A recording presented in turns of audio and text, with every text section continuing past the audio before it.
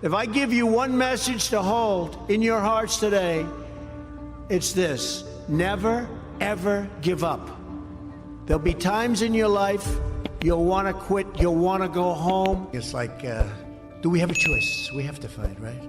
We have to fight. We have to fight for everything, whether we like it or not. Following your convictions means you must be willing to face criticism from those who lack the same courage to do what is right. Carry yourself with dignity and pride.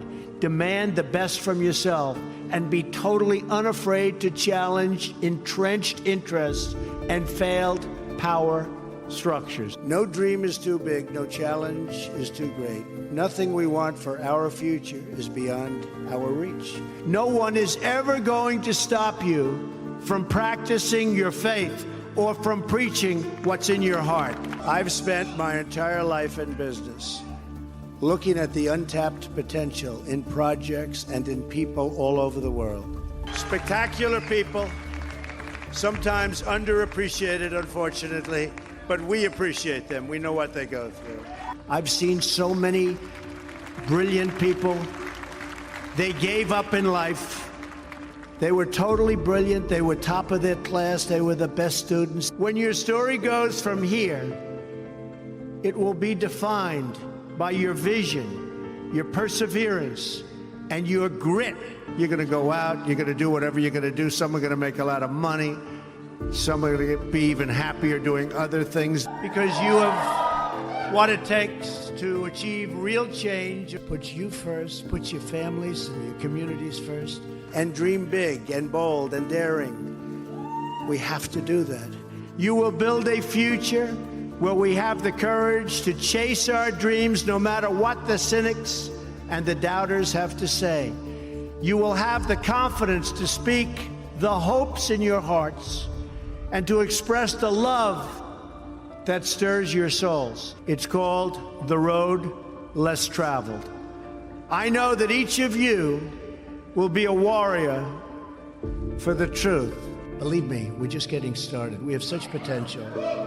Such potential. I know that each of you will do what is right, not what is the easy way, and that you will be true to yourself and your country and your beliefs. In your hearts are inscribed the values of service, sacrifice, and devotion. Now you must go forth into the world and turn your hopes and dreams into action. Each of you should take immense pride in what you have achieved. Just think for a moment of how blessed you are to be surrounded by people who you love and care about so much. Then ask yourself, with all of those blessings and all of the blessings that you've been given, what imprint will you leave in the sands of history? But the fact is, no one has ever achieved anything significant without a chorus of critics standing on the sidelines explaining why it can't be done. Nothing is easier or more pathetic than being a critic. A small group of failed voices who think they know everything and understand everyone want to tell everybody else how to live and what to do and how to think. But you aren't going to let other people tell you what you believe. And you will win, and help people in doing so. You also learn to believe in yourself, so important, to have confidence in your ability, and to take responsibility for your own life. When you face down new challenges, and you will have plenty of them, develop talents you never thought possible. You discover that you can handle anything. Your lives will have meaning and purpose and joy. You will become leaders, and you will inspire others to achieve the dreams they once thought were totally impossible. Things that you said could never, ever happen are already happening for you. And if you refuse to give in to doubt or to fear, you will be proud of yourself. You learn to contribute to your communities, to take pride in your nation, and to seek out opportunities to serve. You learn the rewards of hard work, and perseverance. Never, ever give up. Never quit. Persevere. Never, ever quit. Go out. Have a great time in life. Compete. Never cease to be proud of who you are and the principles you hold dear and stand by. Wear your values as your badge.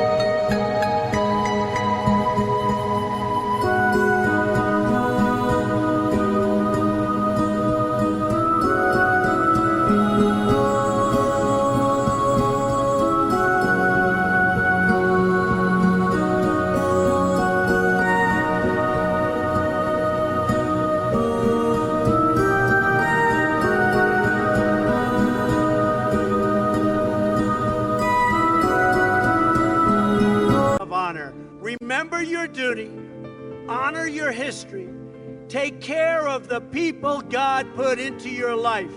When natural disaster strikes, when people face hardship, did we take risks?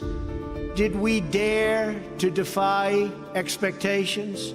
Did we challenge accepted wisdom and take on established systems? Or did we just go along with convention, swim downstream so easily with the current, and just give in because it was the easy way, it was the traditional way, or it was the accepted way?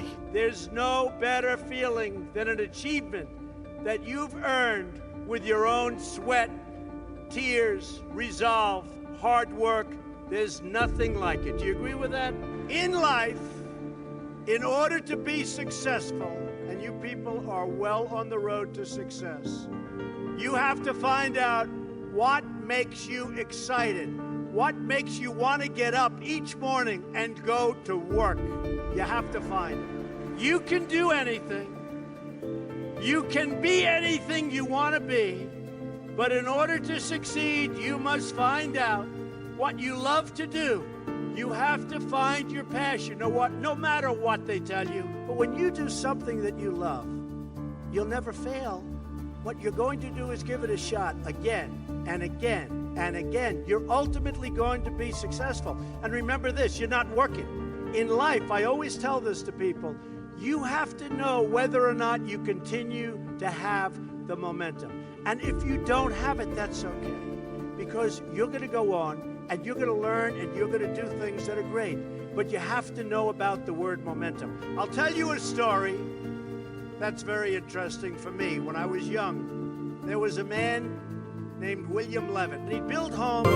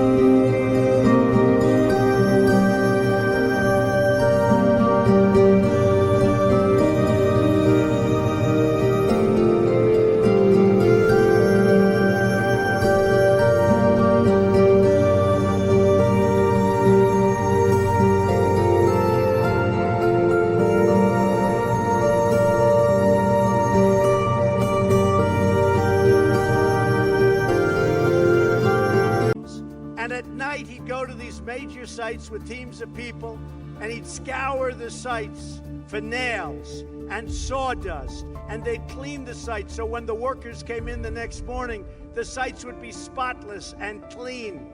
And he did it properly. And he did this for 20 years, and then he was offered a lot of money for his company. And he sold his company for a tremendous amount of money. And the company that bought his company was a big conglomerate. And they didn't know anything about building homes, and they didn't know anything about picking up the nails and the sawdust and selling it and the scraps of wood. This was a big conglomerate based in New York City. And after about a 10-year period, they were losing a lot with it. So they called William Levitt up, and they said, would you like to buy back your company? And he said, yes, I would. He so badly wanted. He got bored with this life of yachts and sailing and all of the things he did in the south of France and other places. He bought back his company, and he bought back a lot of empty land. And he worked hard on getting it zoning, and he worked hard on starting to develop. And in the end, he failed, and he failed badly. Lost all of his money. He went personally bankrupt. And I saw him at a cocktail party. And it was very sad because the hottest people in New York were at this party. And I see, sitting in the corner, was a little old man who was all by himself. Nobody was talking to him. I immediately recognized that that man was the once great William Levitt of Levittown. And he explained what was happening and how bad it's been and how hard it's been. And I said, what exactly happened? Why did this happen to you? And he said, Donald, I lost my momentum. It was very sad, and I never forgot that moment, and I thought about it. And it's exactly true. He lost his momentum, a word you never hear when you're talking about success.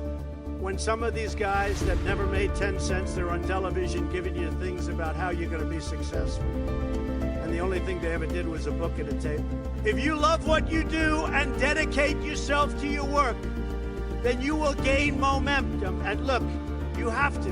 You need the word momentum. You will gain that momentum. And each success will create another success. I think you have to be smart in business. I don't think you have to be a killer. I think you have to be smart. Anytime you have a great business, you always have competition, and you always have, unfortunately, the smart and the tough people coming into it. Generally, you have to shake things up pretty much in order to do something of consequence.